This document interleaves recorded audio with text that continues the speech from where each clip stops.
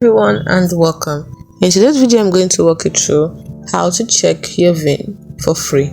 Now the first one we're going to look at is using the Nhtsa, which is National Highway Traffic Safety Administration.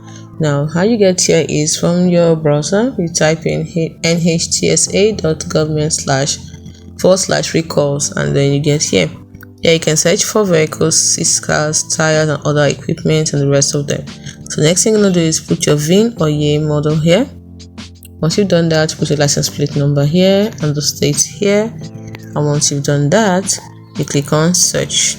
Now the VIN is a vehicle identification number and it's located on the lower left of your car's windscreen for your that's where you can find your 17-character VIN.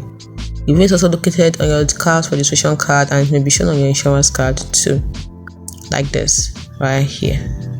So once you finish searching, you will learn if a specific car or vehicle needs to be repaired as part of a recall.